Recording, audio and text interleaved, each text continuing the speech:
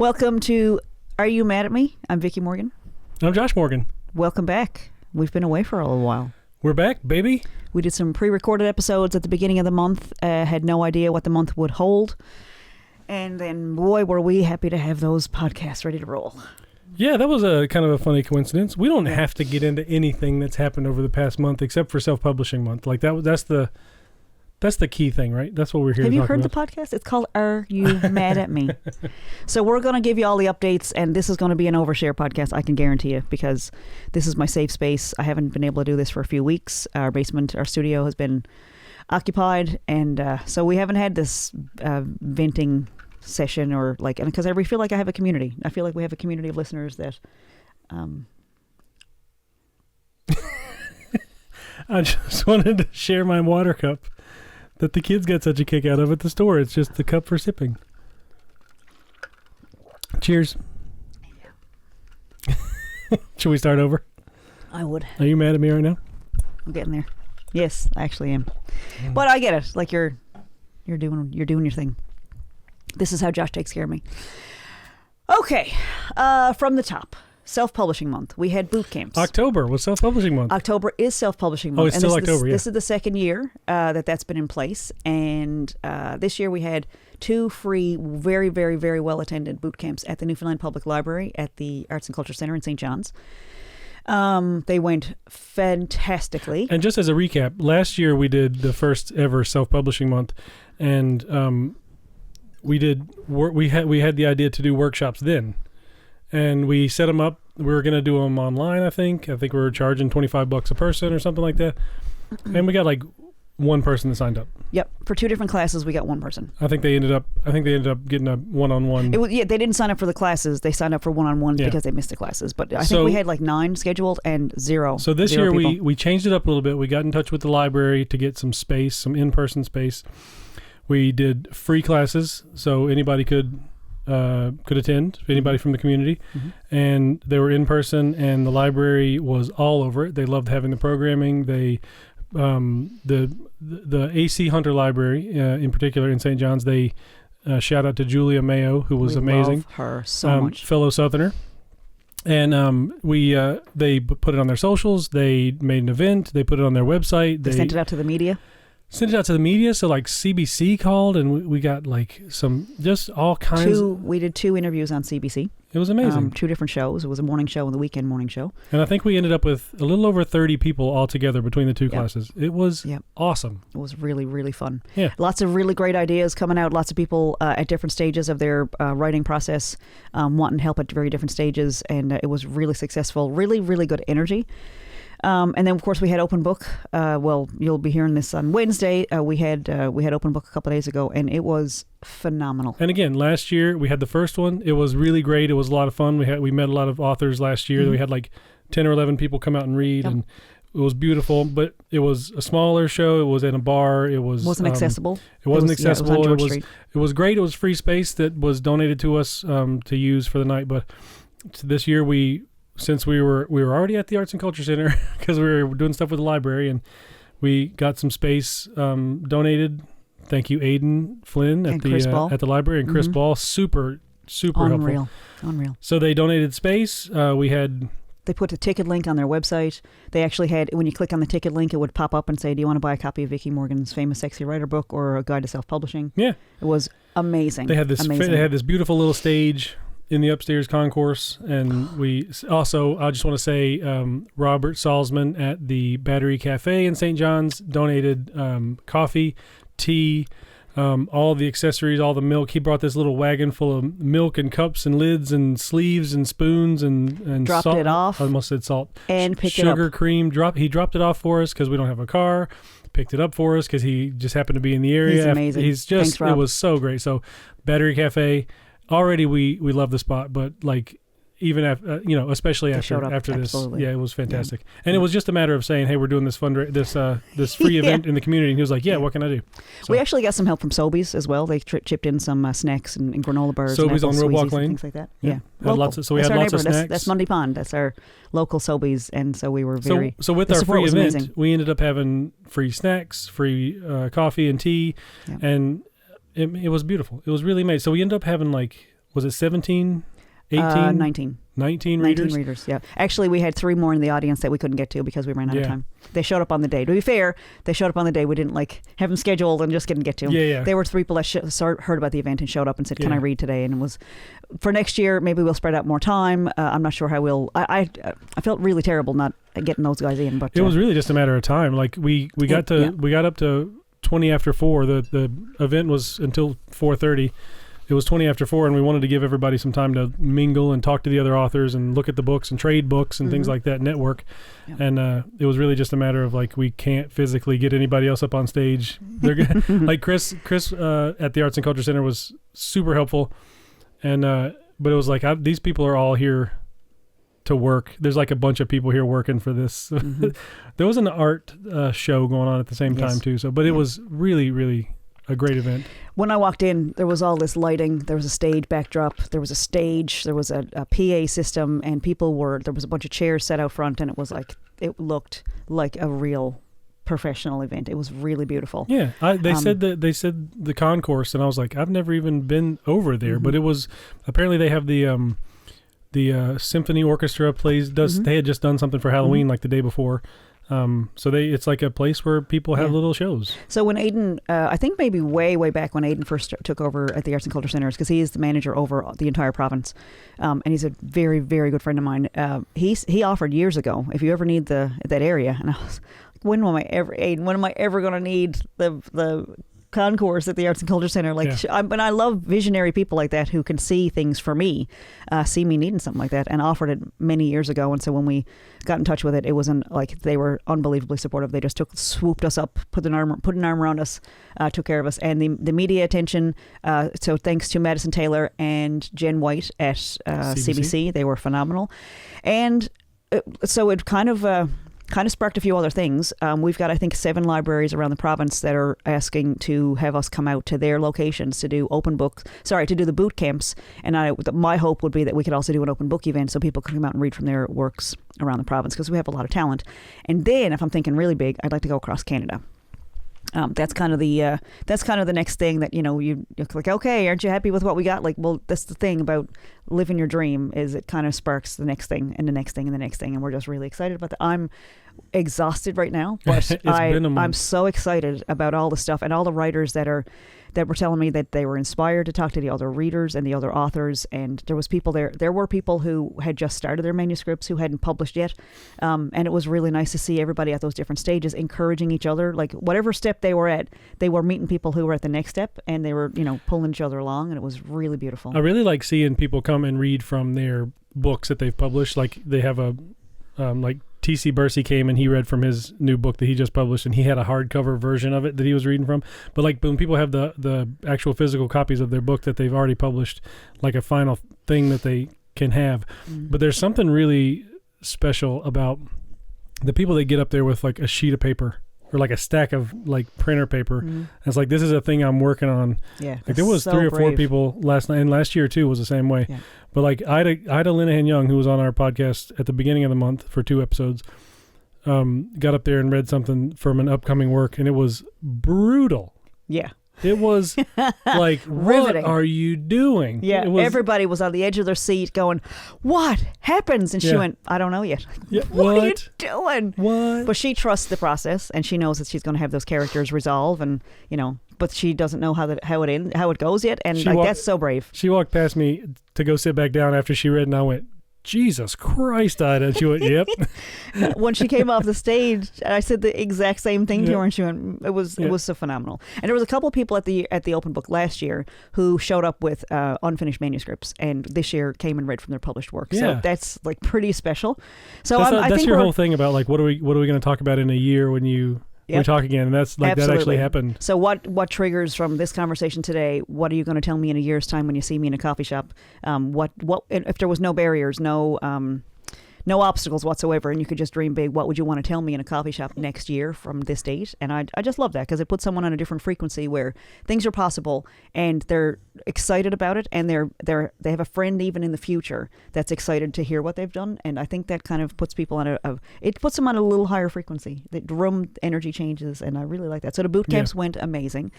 We were kind of going off the cuff. We were trying to jam everything in about ebooks, paperbacks, audiobooks, and podcasting and marketing into 2 hours, and I think we did pretty good. It was a skim. It was like a, what do you call it, like a survey course. Yeah. We didn't know what to expect on the 11th for the first class. We were in there setting up, and we were getting like the computer hooked up and getting the chairs the way we wanted them and stuff, and setting up all the yearbooks and all the example books and everything. And the first student that was there came in, and she goes, "Oh, famous sexy writer! I just bought that at Kohl's the other day." That day, it was that afternoon. She had just come from Kohl's. She had just bought it. We did have somebody get up yesterday at the open book event who said he credits his wife and Vickie Morgan for publishing his book, because he bought a copy of Famous Sexy Writer and followed step by step and published his book within, I think, about 5 weeks. So you can't get a much better endorsement than that. His name was Snowden Walters, and his book is called Sculpt and Tickle, and you can check that out on Amazon. I'm not sure if it's an ebook. I know for sure it's in paperback. Check that out. We love when people come to us as consultants and pay us thousands of dollars to publish their book. But when somebody pays $20 or whatever for the book on Amazon, and then does the steps and then has a book, and it's like, you got me to this thing that I've always wanted. It's like, there's something really... Well, it's the exact same information. Like, you could also Google everything. Of course, you don't get my effervescent personality and all my little stories and all that, but it is zero cost, or $20, or, it's going to be a couple $1,000s to get your book. Depending on what you want. But it is like, you have those options. And so basically what we do when we're consulting is it's a coaching thing. It's like telling somebody, you can handle this and you can do this and your story matters. And some people really, really love to have that coaching as they're going through, because it is a creative thing, and you kind of work in a silo or lighthouse where, it can get kind of discouraging and a little scary and stuff. Hopefully the book will hold your hand, but if you need a little extra hug along the way, that's what we're here for. That's really what consulting is. You can probably figure stuff out on your own. It just takes a lot longer, and a consultant can step in. And, finding a consultant that you like and trust, that's a big deal. So I feel like when we do the podcast every week, it is a chance for people to get to know us and figure out whether they like us. And, I think we're building some relationships here where that's happening, and that is really the point of podcasting. So that's why we included in the boot camp a little bit of information on the podcasting aspect, because this is a way to let people get to know you, and when they can hear your voice and see how you react to your husband when he's acting like a really funny guy, how is she in a crisis? And so Self-Publishing Month for 2025 was an absolute banger of a success. I loved it, and I'm excited. And based on the trajectory from last year to this year, it's going to be unmanageable next year. Like, we're going to need more. We're going to need staff. Well, I think I'd like to write a couple more books about audiobooks, and possibly going wide for distribution, because that's something that we could only go so far with the boot camp, because we only wanted to cover up to Amazon KDP. But the option to go wide is another thing that, we have some people who've published their books and they are ready to go wide. And rather than saying, well, you can pay us a bunch more money, here's a manual, like for $10 or $15, here's a manual, try it yourself. You can save a whole bunch of money by not hiring us to do it, but we are available. We're expensive, but we're worth it. So having a safety net of a pair of consultants there anytime to be like, can you just do this? I can't handle it, or whatever. It's a very rewarding path that we've taken, and I feel like this is my lot in life. Not my lot in life. This is my purpose in life. I'm enjoying it. People seem to respond really well. So I'm really enjoying what we're doing, and I'm looking forward to taking that on the road. And it's funny that I thought we would do music, or we would do different things, and that would be the thing that took us on the road, but it's actually publishing and the boot camps. And it was a really great... The idea kind of started last year with, I like teaching these things, and I know how to do these things, and I have this degree that I'm not using, and where could I possibly use it? And everything, all the elements, even with the media attention, it all manifested. And it all started with, and it started off being really pissed off, honestly. Like when the boot camps didn't go well last year, I was like, it'd be so much easier if someone would give us some space, or if someone would help us with marketing, or someone would help us with tickets, or like where they could, get a group of people in a room and I could just go in and do what I'm good at, instead of doing all the logistic stuff that drains my energy. Yep. And every single detail that I imagined We had all of it. Worked out. And the numbers were way, way, way higher than I ever would have imagined. I'm happy with 3 or 4 people in a class, but up to, the first one was, I think, 25, and the next one had 8 or 9. 8 or 9. Yeah. It was great. We did an afternoon and an evening. And the reason I feel like it's important to talk about all those details is that you can do those things. You can do an open book in your town. It does not need to be an open book. Is basically like you find a little space with a PA system, like a microphone, and you don't even need that if it's a small enough room. But it's a chance to invite authors to come out and read from their self-published books. And if you're a self-published author, inherently you are promoting your book as well. And it's so you get everybody thinking you're this great person, but you're also promoting your book. And I think it's always so and so author of whatever book, right? Presents, is hosting, right? So but that's the thing that I think we need to get a little more comfortable saying, I am promoting my thing. I will also help you promote your thing, and we'll both succeed. But it's okay to host an event to promote what you're doing. That's artist. And I think I think that's pretty solid. Like if you're doing a show and you're a band, like having another band come out that you'll access their following, and they get some, they get a few bucks for it and all that stuff. Like it is like the same way we did a radio show. We had people on to interview them for their music, and then we'd play a song in the show. And so when their fans would come listen for them, they'd hear our song, and we got gigs from that. And it really, I mean, I don't know if it's in a textbook anywhere, but I find that's a pretty organic, authentic way to market what you're doing. Another thing that I really liked about the open book yesterday was how many people were trading books. Like they had the option to bring a bunch of books, sell books that they had. Mm-hmm. Everybody that was there reading had a little handful, a stock of books. But I keep seeing posts, like our friends, people that we're connected with that were there, like, oh, I'm so excited to read this book that I traded one of my books for, and like people meeting new authors and finding out that people that they already knew had a book, or like it was crazy. Like, so it was an energy exchange. Yeah. I was recommending or encouraging everybody to buy and exchange money, but what ended up happening was they were exchanging product, and so the energy, like, and just from that, people were, like you said, were posting pictures of, here are the books that I got from this event today, and some of them had 5 and 6 books, so like, that they had traded each other for. Yeah. So they walked away with all this new, but they were promoting each other, and they were following each other on social media and getting to know, like, a rising tide raises all boats. And so I feel like I'm getting a little preachy here, but it was really beautiful. And I think if you got in touch with me and said, we're going to try this out in Tennessee, or we're going to try this in California, or we're going to try it in Grand Falls, I'd be thrilled. I'm very happy to help.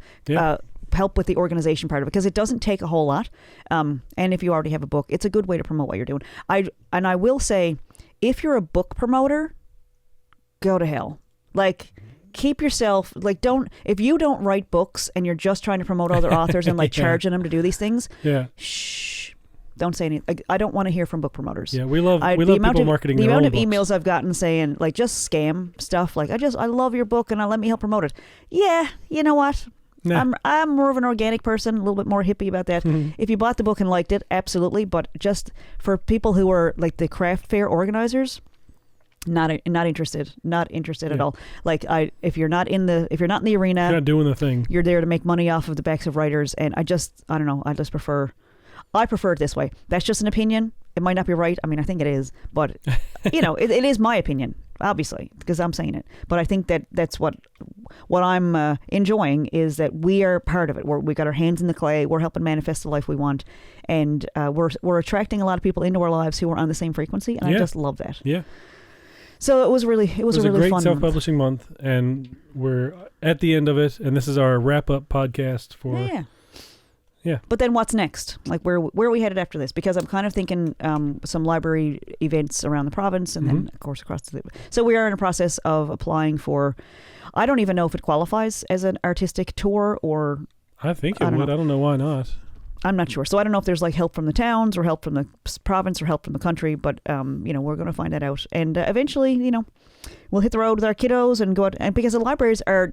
This is everywhere. Libraries are desperate for content. Yeah. They really want programming. And I didn't realize until this month how much programming the AC Hunter Library here in St. John's does. There's like trivia nights, and there's all kinds of people that come and do presentations for the community, and craft nights, like people arts and craft stuff. It's awesome. There's like local library is where it's at. Some of it's $10, $20, but most of it's free. They try to do most of it for free, and it's a chance to go meet other people in the community. So if you don't need, if you're 40 plus, 50 plus, 60 plus, whatever, it's a chance to go meet other people with similar interests. And I'm on Reddit, like the St. John's subreddit and the Newfoundland subreddit. I feel like there's always people on there going, I'm new to St. John's. Where do you meet new people as an adult? Like, where do you go to meet people that have similar interests or whatever? Because as an adult, it can be kind of hard because you're just working all the time, but you want to, if you're in a new place. Where are the cool people hanging out? I mean, go to the library. One answer would be bars, but if you're not interested in drunk people hanging off of you and whatever, I mean, some people are into that. I don't know, but and bars are fun. Lots of great music in Newfoundland. Yep. However, and I I'm going to say that I do highly recommend going to the Battery Cafe when you're in town, because that's actually a place where it's a coffee shop. I think they might have an alcohol license. They do have local beers. Yeah, but it's not a drinking spot. It's like a drink while you're listening to a really good show. They constantly have indie music and eclectic stuff, and I think it's the first Thursday of the month, or I can't remember, second Tuesday. They have programming there all the time. They have, but once a month they have an open mic where you get brilliant musicians going in there, and we've met a lot of really great musicians that we wanted to collaborate with and stuff afterwards. But Rob Salzman puts off such good programming there, and that's not just because he helped with the coffee. We've been going there for a long time. We frequent the Battery a lot. If you go in there, there's a guitar hanging on the wall, like a little cutout wooden guitar. It's got everybody's signatures for when they do the open mic, and you'll see Josh Morgan and Vickie Morgan and I think we might have been Creek, the first signatures on there. the sign the guitar. So we've been there. We're big fans, and it really is. As far as like when you come to St. John's, whether you should check out this bar or that bar, I don't know that there's one I'd even recommend anymore, because they've all kind of burned me out, and it's ugh. But I do have some bands that I would recommend if you can find them in like theaters and doing shows and stuff. It's really he's okay. He's okay. He's just paying attention. He just needs. Sparky's getting the energy going.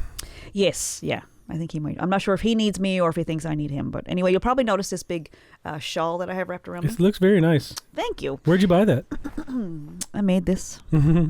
This is one of my stress crochets, where I just crochet and crochet and crochet, and then it comes into a shape. And then I think with this one, I don't remember how it happened, but you basically make two big rectangles, and then you sew them together, and you leave a neck hole, and then you put a big turtleneck on it. And it's super cozy and feels like a big blanket. It feels like a big hug, which I need today. That really reminded me of when Dwight asked Andy, how do you make a table? And he said, you make a chair, but you don't sit on it. That's different. Mm-hmm. We can't both drink at the same time. Sorry, I'm here. So what else are we going to talk about today? I just bullied you into that. Did you know that? Did you? Years and years ago, I did an improv class. Is that a spite gulp? It was. I did an improv class with Aidan Flynn, and he set up this scenario, and it has locked in my brain ever since. It was to see how to hold your space when you're on stage. And so he set up this line of chairs, and he made it like more and more narrow. We tried the thing over and over again, and he set up this line of chairs where the backs were creating this little alleyway. And he said, okay, he'd give people instructions, and he'd say, no matter what, don't get out of the way when this person's coming towards you. And so it was pretty tricky because we didn't know what he had said to the other person. Okay. But what we figured out is when you set your energy that I'm going to keep on this path, people will just jump out of your way. And it carries me in life that if you wobble and you go, oh, blah, blah, and you're like not sure who's going to go, who's the right way, blah, like you end up, and I hate that because you feel like I don't like it. I would rather pick my path, and then, someone energetically, people will flow with you. But if you don't pick your path, that's when you're going into conflict and you can't decide who's got the right of way. And it's easier to pick your destination, figure out how you're going to get there. And that's life advice. But I got that from Aidan Flynn from an improv class. And just now I figured if I keep drinking, he'll figure it out. And he did. I don't know. I'm tired. I don't usually abuse Josh in that way or manipulate him. But all right. Changing the energy, shifting it over. There's a change in shit. There's a change in energy anytime like someone enters the room or leaves the room, or like if a phone call comes in or whatever. Like that's an energy shift, and it's a chance to change it over and figure out what you're doing. That reminds me a little bit of I did an acting class a while back, and one of the things that I learned was when we were doing script like analysis, like when you're like figuring out the character and what your motivation is and all that stuff. Every single sentence one of the exercises we did was every single sentence in the script or in your monologue or whatever has a different motivation.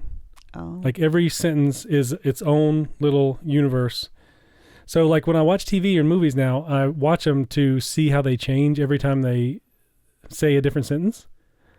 Like and is it true? And like sometimes it's really subtle because they're kind of, a lot of times you're going for the same point, but it's like really in real life when you think about something, the next thing you're going to say, you have a reason for saying that next thing, and it might be to change the way you're looking at me right now, or to change where you're walking. You know what I mean? Like, so I find it really interesting to watch TV and movies now, and in that frame where it's like, what's their motivation with every period, like every next thing they say. Anyway.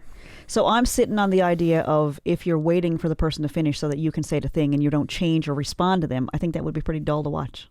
Yeah. Because you're just delivering lines. And I think I've heard that from acting classes too, that is you're reacting to what they say and not just waiting to deliver your line. Yeah. But that is kind of, because everything with every sentence back and forth, in real life, the information has changed. Yeah. Like it should impact what you're about to do next because you're receiving information all the time, and maybe it does change the next thing that you do. And it's hard to do that in real time, for sure, in real life, because sometimes you get locked into things and you're, nope, I know what I want. But your brain's always working. Like you're always, when you're talking, if you're always moving towards something or changing your tact or whatever. Like, it's just interesting to look at motivation of actors and TV shows and movies, but also it works like that in real life too. And maybe you change what you want as you're communicating with somebody. Maybe you've adjusted, like, oh, maybe I want a little bit less from this person, or maybe I just want something completely different. But that's kind of a cool thing. I think we're going to do really good with when we start writing movie scripts. And I think so, like that, which I am working on, by the way. I am working on a musical, and I went to my friend Nancy's. Oh man, I forgot about that. My beekeeper friend. After the open mic yesterday, after the open book yesterday, it's been like the end of that was the last event for Self Publishing Month, and we have had a long, very taxing month. And so after the event yesterday, it was like Nancy had invited us out. She's the one you're always talking about. Always. Whenever you say if you want to write a book about beekeeping or if you're an expert in beekeeping, this is Nancy. That's who I mean. So we went out. She invited us. To be fair, she invited you out to have a cup of tea and sit with the bees outside, and then we showed up with our whole family. And she was totally gracious and like she had a cup of tea accommodating. With bees on it. There was real honey in it, and she had a blanket for me with bees on it, like actual, like like pictures of bees. Oh. And Peter, our youngest, was like, "No, never, don't care, don't like bees, not interested." Neither one of neither Peter nor I love insects. I mean, that was like I'm afraid of bees. Henry was like, "Yeah, let's give it a shot." But I trusted Nancy. I trusted her opinion, and she said this is very calming. And I know we keep alluding to what a hard month it was. Self-publishing month was amazing on its own. Yeah, and we'll get into some other stuff in a minute. We'll tell you what happened. One thing that I was pretty interesting yesterday was like my grandfather had bees he had bees on his property. I think there were somebody else's, but they had like 15 acres. He had these bee boxes way out in like so far away from the house. And I just assumed like, you don't want the bee boxes close to your house. Yeah. But Nancy's bee boxes were like 5 feet outside her front door. Yeah. There was like a fire pit and bee boxes and like chairs. It was part of her life. It was just part of the world. Yeah. So I know as soon as we stepped foot in the backyard, I have never experienced it. I mean, it was a little later in the evening. It was a little chilly. Excuse me. And, as soon as she had this like wooden chair for me to sit on, like a lawn chair, and put the blanket. Those Adirondack chairs. It was beautiful. Yeah. And as soon as I sat down, I felt like every single cell in my body started vibrating on a different frequency. It was like being in a frequency where you're walking into like a sound bath or a like light therapy or something that like I would imagine it was what an MRI would feel like, where every cell in my body just lined up and I felt better head to toe, like every hair, every cell felt peaceful. Yeah. I don't know if it was the property or the bees or Nancy, but she also had this. She lives really close to the ocean, but there was like this brook running right behind her house. So like the bees were on the front of the house, right like 10 feet from the back of the house. There was this, I say brook, but creek, like a very loud, small river in the back, and it was just like between the bees and the sound of the water. It was just and like the wind in the trees, and it was beautiful fall evening to drive down there. It was lovely. This is something. If someone told me you can go down and do a retreat there and just drop by for 10 minutes, and I think I'd pay about $1 million for it. I mean, it's just so, because when you find those little not haven. What's the word? Oasis. It was so gorgeous and so just needed. I didn't realize how much I needed it until all the cells felt better, and I was like, oh my God, this is relief. Should we get bee boxes in our backyard? I'm just having this thought as we're talking about it. I don't know. Can we have them in the city? The stuff, that's a good question. I don't know. I actually don't know. I mean, I'm happy to go visit Nancy's anytime, because I don't know, like, the actual, she has a bee mentor who tells her all about, like, their behaviors and stuff, and it was absolutely fascinating. They have, like, a whole society, and I had a bee on my arm. She laid it on my arm. I mean, I had a leather jacket on, but it was beautiful. It wasn't real leather, so in case your PETA gets in touch or whatever. But it was on my leather jacket. She was like, "This is a boy," and we saw a drone, and she had a little girl bee on me, and like had a full-on stinger, all that stuff. I had never seen a bee up close like that before, and it was the little tongue came out licking honey off Josh's palm because it was cold, and we warmed it back up, and it went back. It was a I'm talking about a bee. I mean, I was talking to the bee. It'd be different if they were wasps, but they were fuzzy little honeybees. Like, so there's also, like, you can put your ear up against the bee box and hear the buzzing inside, and it's like the frequency of it was, I can't explain it. It was just like when you hear your favorite song come on.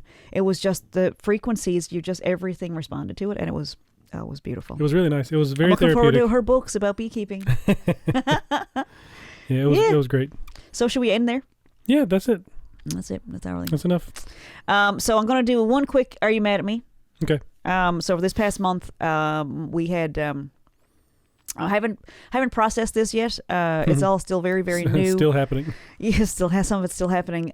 So back about a month ago, just before our last podcast, my mom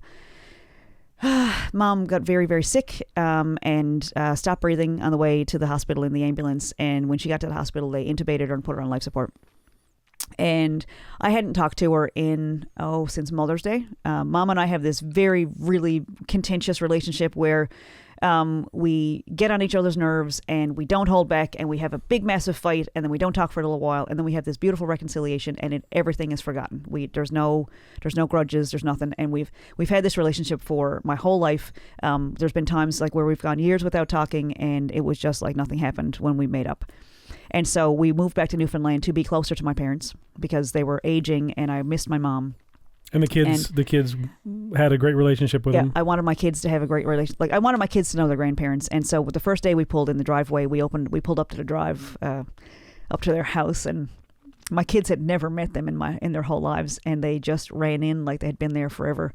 And we were sitting down having supper and stuff with Mom and Dad, and my kids were just climbing up over the couch, like all over Mom's neck and head, and she was like, they're fine. They fell in love immediately, and they had a really good relationship with my mom and with my dad.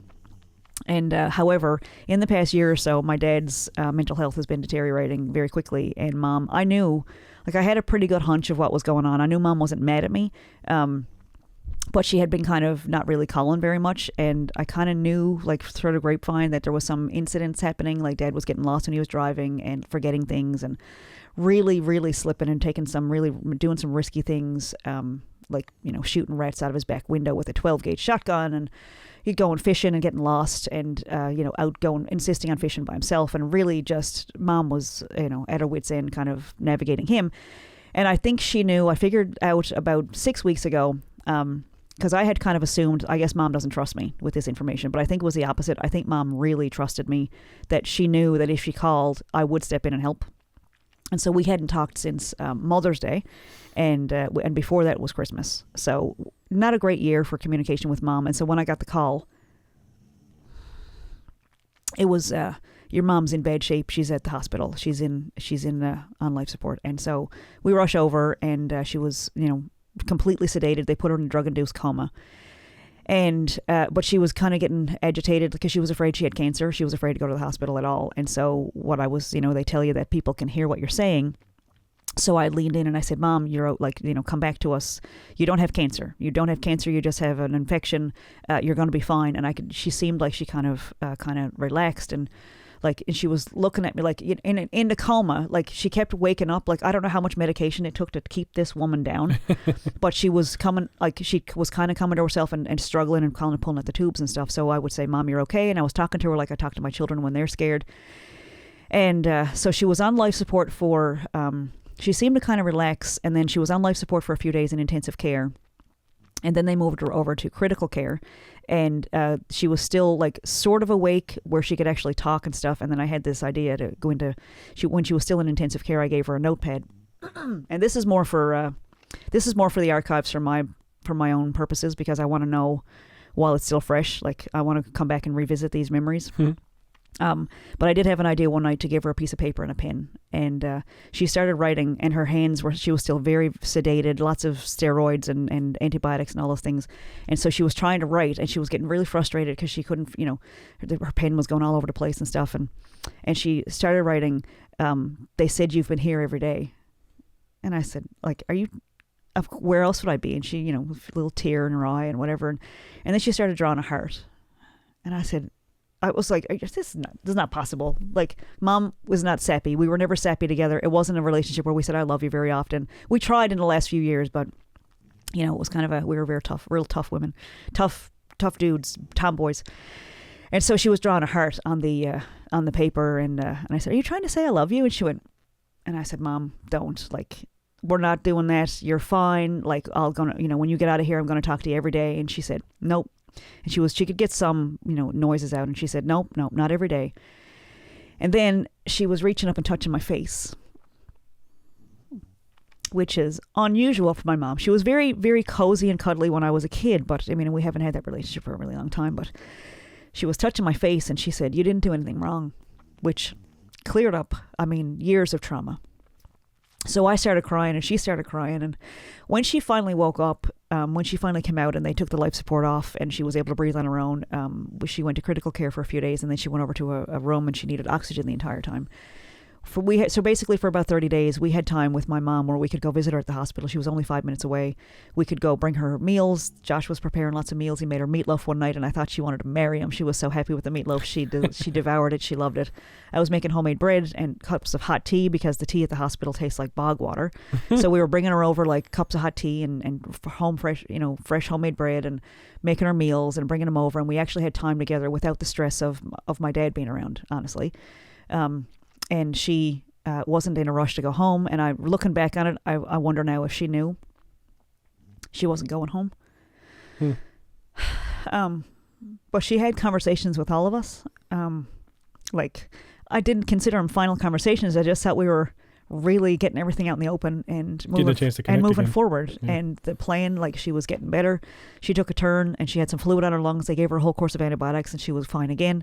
And everything was going great. And she was talking about, we were starting applications to move her closer to town, closer to us, where we could see her on a regular basis. She could be closer to the doctors and stuff, because they diagnosed her with COPD, and she had congestive heart failure.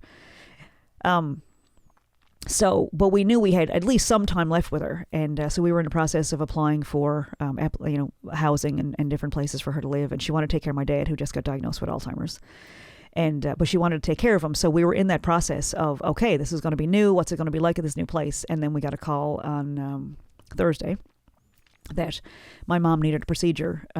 They needed to put something down in her lungs because one of her lungs had collapsed, and they needed to do a procedure to save her life. And if she didn't get it, she would have a few hours to live. And so we rushed. We were at meetings for the St. John's Women's Film Festival. We had just left meetings with AMI and CBC. And it was 9:30 in the morning, which is who's up at 9:30 in the morning. But we rushed over to the hospital fully intending on convincing her to get the procedure. And when we talked to the doctors, they said, well, what's actually going on is that one of her lungs has collapsed, and she has this, she's having this build up in her lungs where basically we could do this really invasive, horrible procedure, and she'll probably need it again tomorrow, and she'll probably need it again the next day. So she had already asked for clergy to come in, which I found a little funny, because my mom started off in her life Anglican. And then my grandmother, when Mom was about 8 or 9 years old, my grandmother had used to call it a nervous breakdown, where she was admitted to a hospital and, shock treatments and the whole thing. But a Catholic priest went in and took her and her 3 younger siblings. There was 10 in the family, but they took her and her younger siblings to get them baptized Catholic. And so Mom spent most of her life Catholic, but she started off Anglican, and she knew the songs and she loved the songs. And I found it really odd or comical that in her last moments, she wanted an Anglican priest or an Anglican minister. And so he came in, And she was an absolutely hilarious woman, very sarcastic, very blunt, and she told a whole story with her eyes. If she, like, there was no question about how Mom felt because you could tell by her eyes if she was rolling them, how deep back she was rolling them. Yeah. So the minister came in and he said, I want you to know, Gladys, that God doesn't leave his children and he's here with you and he loves you and all that. And she was going, okay. And then he said, and she was talking, like she was able to talk. And he said, would you like me to say some prayers? And she kind of looked at me and I said, I don't think she wants prayers. I said, I think she just wanted someone on that team to know she was here. She just wanted to acknowledge, that God knows she's here. And Mom went, yep. So the priest or the minister thought we were pretty odd, and he went off. And it was awkward and uncomfortable how long he just stood there. Like, I guess. All right. That's it? Yeah. Okay. Yeah.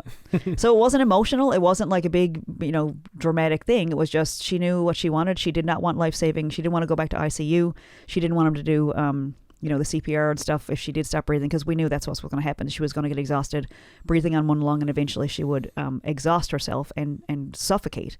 So the option was there to give her comfort care, which would take away the desire, like that urge to survive or whatever. It would help her comfortably go. And so it was a horrific. She passed very, very, very peacefully on the 23rd of October at about 3:30 in the morning, and she was surrounded by her two sons and me. She had a son in Ontario that we didn't hear from. He knew, but he didn't choose to be involved. My dad had already gone home, and so it was her sister and her sister's partner and her mom's two sons and me and Josh were in the hospital. My two boys, I called them on the phone just before she passed, and they said, I love you, Nan. Goodbye. I'll see you soon. And she passed away. It's never, like, I kind of thought that we'd have time with her, like I kind of thought Dad would be the one to go and we'd have some time with her without the stress and without the control and the not so nice abusive kind of stuff that he had been doing for years and years and years that we all just kind of got used to. And so then I thought we were out of the woods. I thought when Mom died, that was the worst thing that could happen. And it is, because the rest of it pales in comparison. But then the next day after she had passed away, my dad went over to the hospital to visit her, asking where his wife was. And so the hospital staff was afraid for his safety, and they didn't want him to drive. And he said he was fine. He was obviously confused and very, very confused. Didn't know what was going on. Very, very angry. And so we make jokes about the Are You Mad at Me podcast. It's rooted in these relationships. It's like I never know who's mad at me. And from one day to the next, someone would be fine with me one day, telling me they loved me, and then the next day they'd be tearing a strip off me, telling me what a shitty person I am, and I'm stupid, and I can't make good decisions, and I'm selfish. And it was a cluster of the whole month and my little brother came home and stayed with us. That's why we didn't do any podcasts, because he was in the basement and he was angry 85% of the time and very abusive. So the answer was yes. Yeah, most of the time. Yeah. Somebody was mad at us. And so then my dad, when we went to the hospital to check on my dad, he has been afraid for years that I would put him away if that I was going to commit him against his will. And we had frank conversations about that. And I said, if you ever need it, yes, I absolutely will put you in a home if it's for your safety and your well-being. So he kind of got to a good place with that. And Mom, when I say that, I think she believed that all it would take would be a phone call to me and I would help and step in. I think that's where we were. She knew I would help. And when she did want the help, she did ask me for help. And she said, I think your dad has Alzheimer's.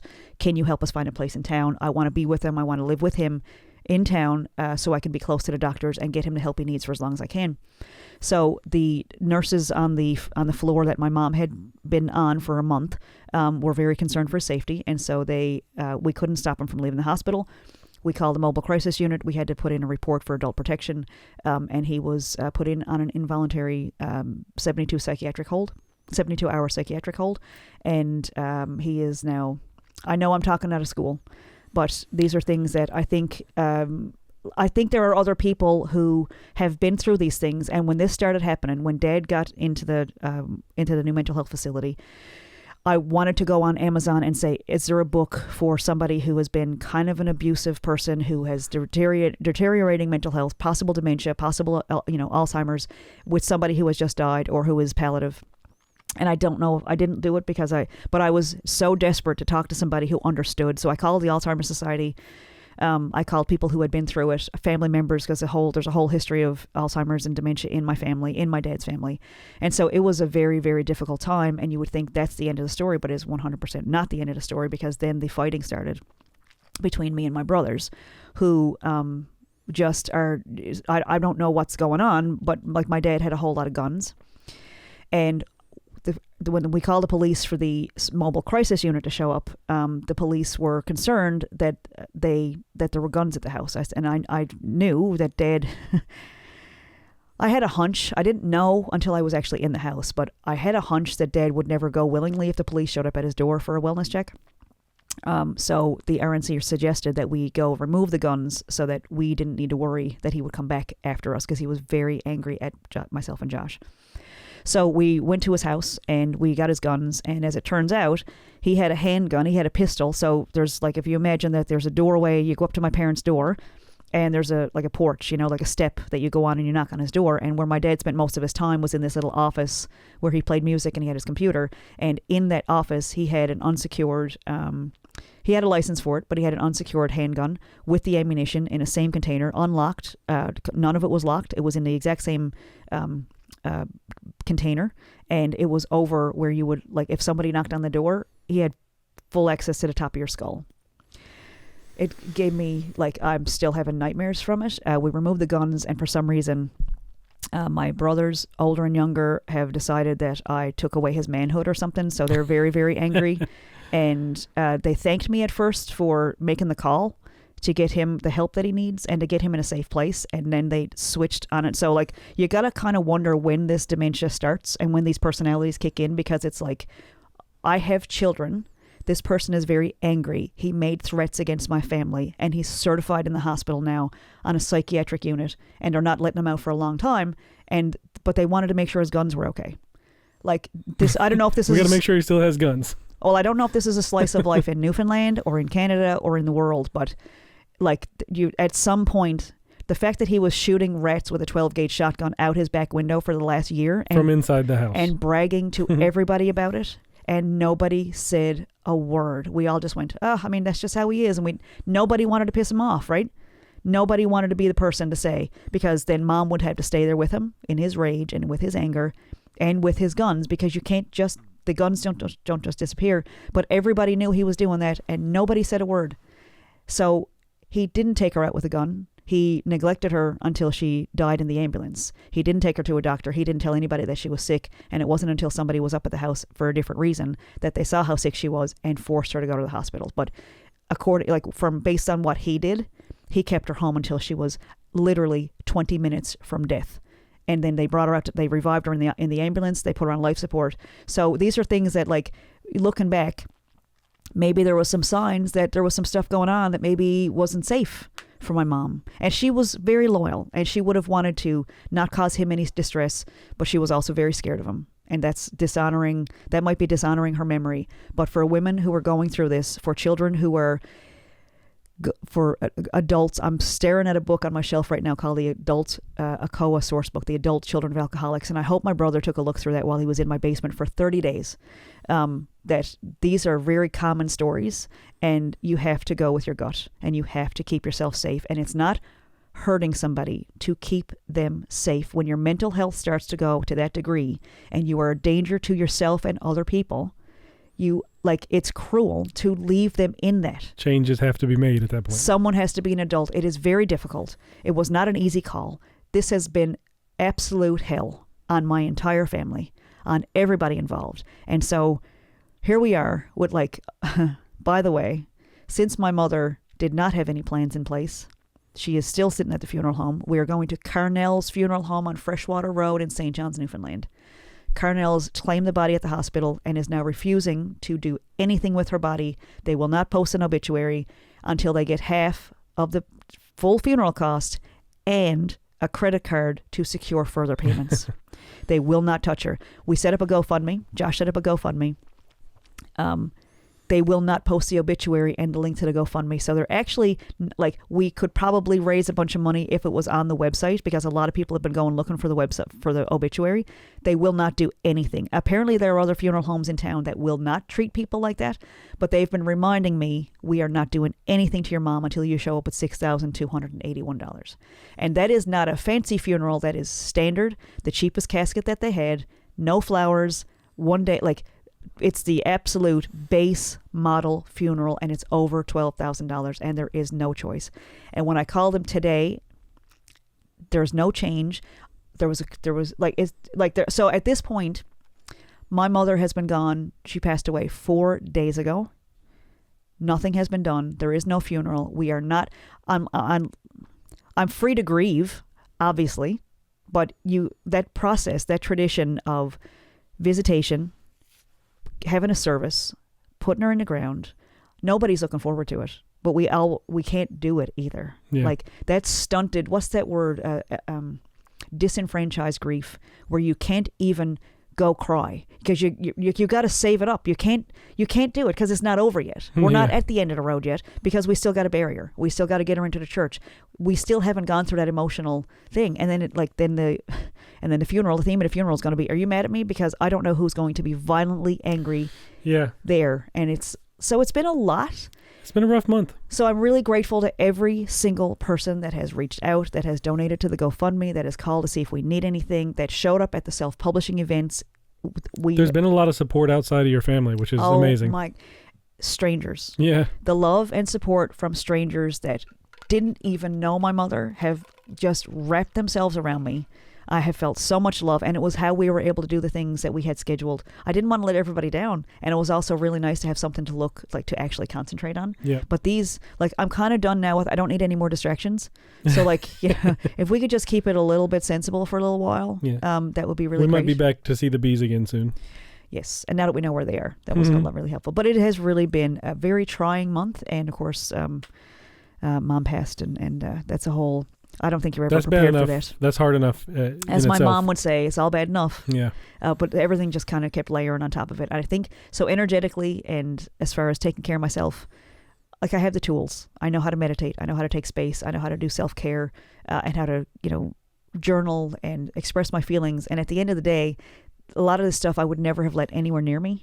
But because all these folks were all around Mom, there's exposure without even meaning to, there's only so many hours you can avoid when certain people are going to be there to get some time with your mom and we didn't know she was dying. That's the really messed up part, is we thought she was better. She got a little sicker, but she recovered from death and came back, and then got a little bit, they gave her some more medicine. We thought she was headed home.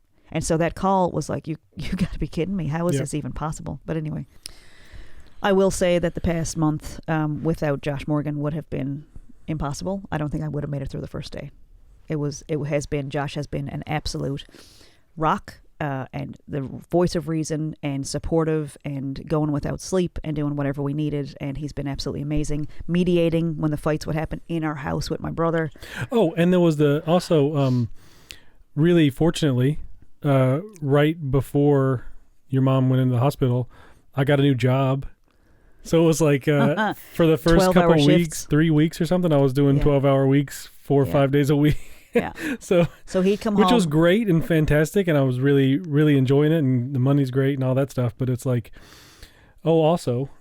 Well, he'd crawl home after a 12 or 14-hour shift and then make supper. I know I sound like an absolute beast that he was coming home making supper.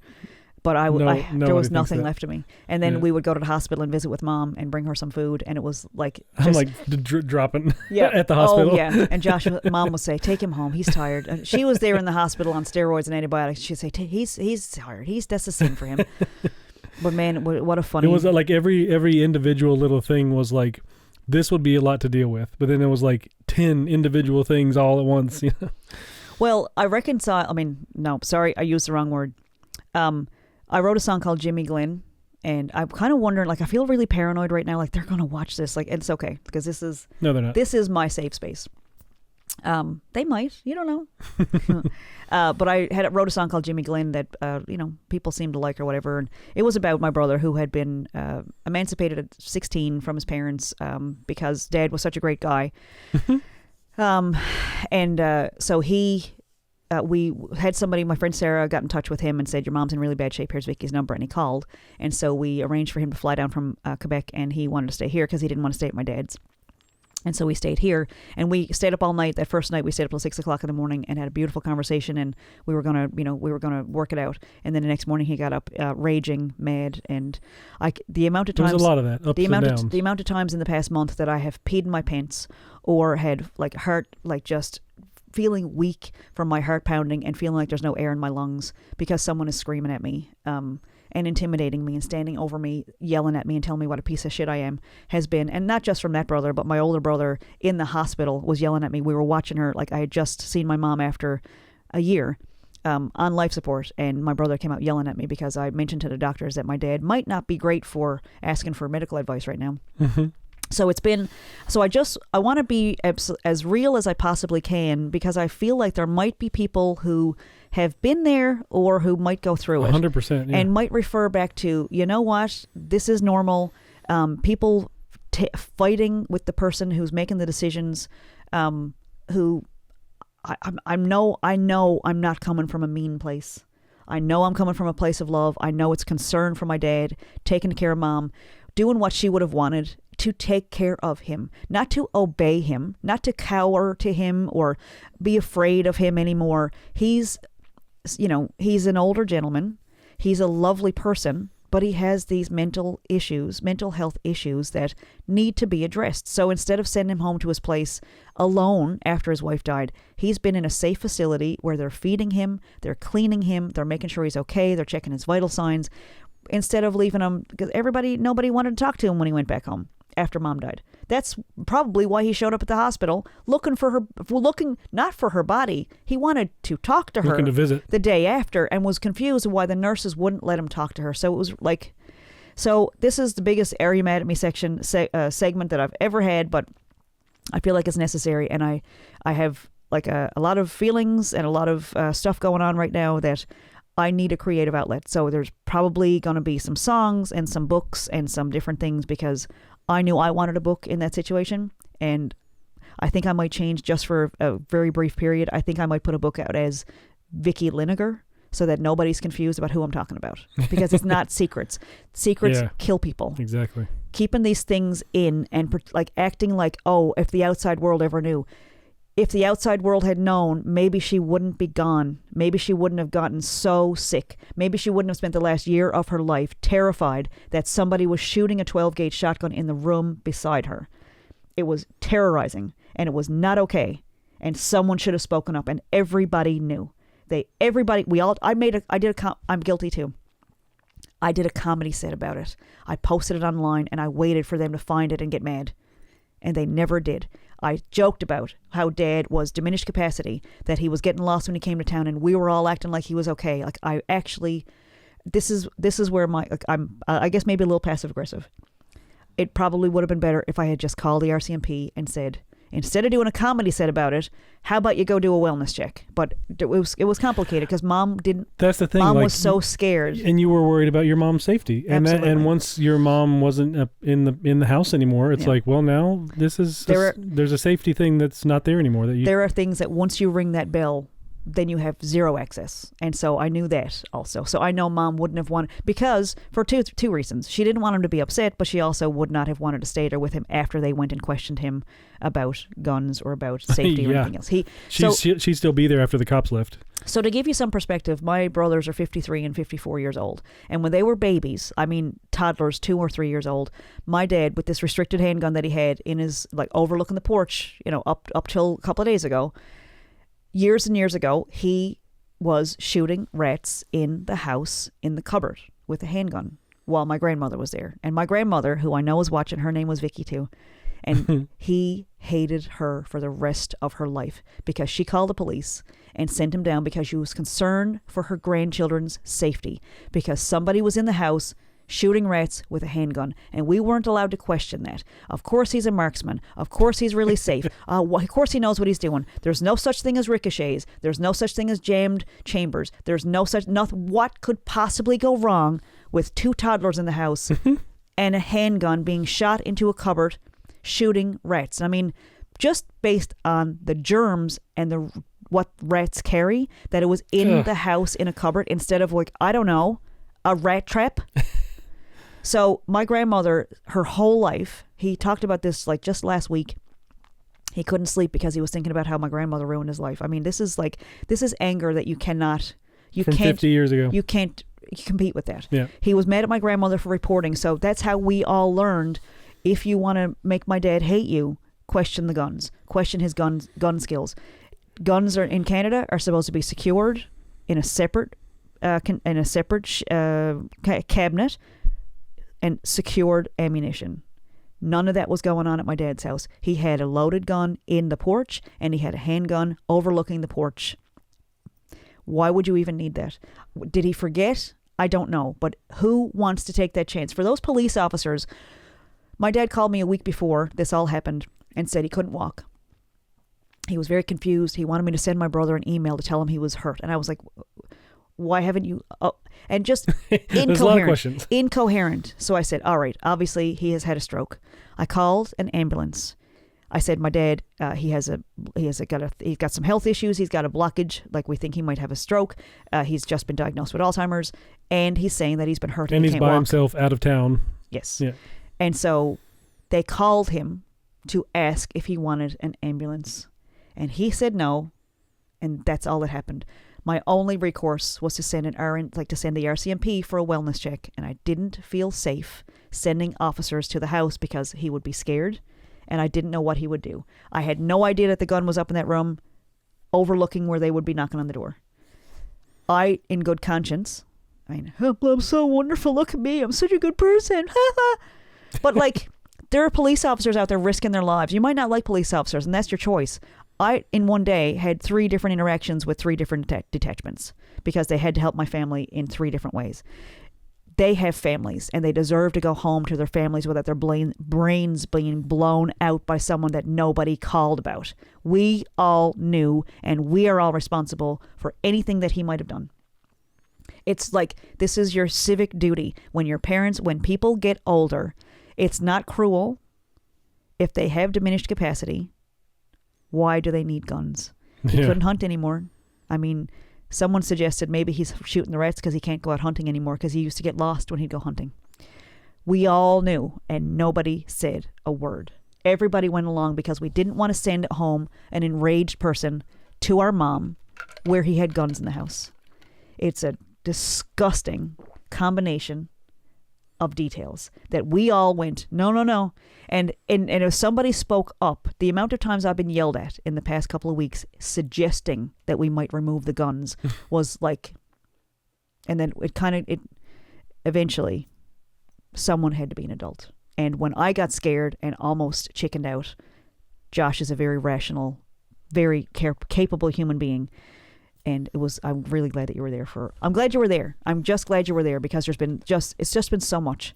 And so, I don't know if this is related to self-publishing or marketing, but. This is the Are You Mad at Me segment of our, this week's episode.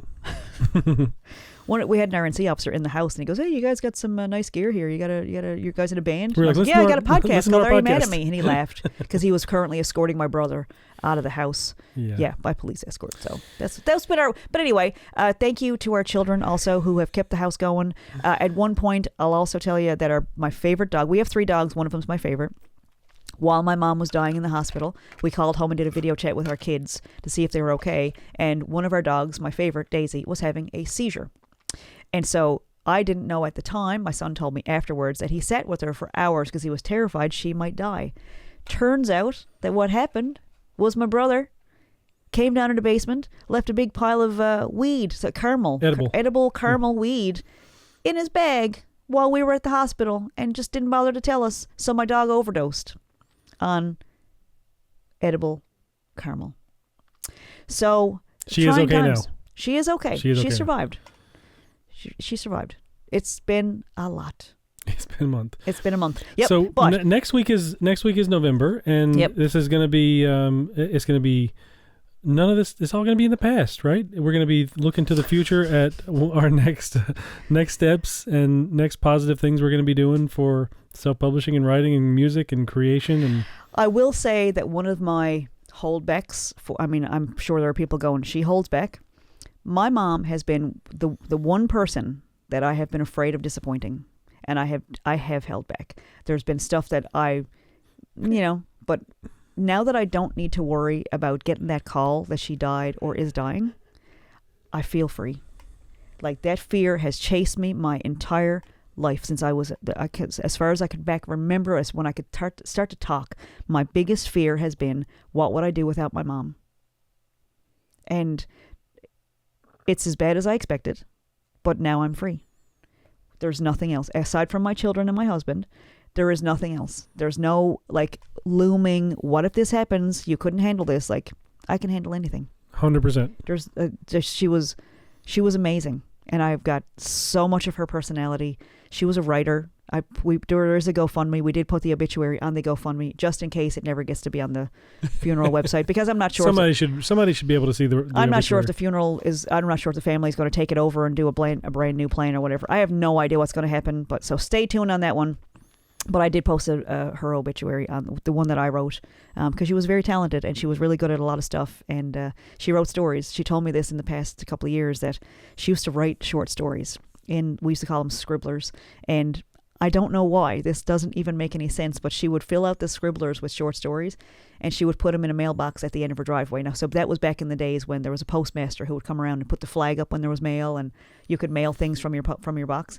She would put scribblers in there. She wasn't mailing them anywhere. She would put these scribblers filled with short stories in the mailbox, and she didn't know anyone what was happening to them. But then one day the postmaster saw her in her driveway, and he said that he really looked forward to reading her stories. So I'll never know what she wrote. I'll never know what she had in her heart that she wanted to write. And I kind of reminds me of Laura Ingalls Wilder, who got a chance to talk to her mom. Her daughters got the stories from her when she was in her 80s. And I mean, if that's something I could change, I would. I would have loved to know what stories she would have wanted to tell. But how good, and publish them for her. How good must she have felt knowing that you were publishing your stories? Like, if that was a dream of hers and she didn't do it for herself, but you were doing it. I wrote my first book for my mom, because Mom was not around in my life because of a fight with Dad. She was not around in our lives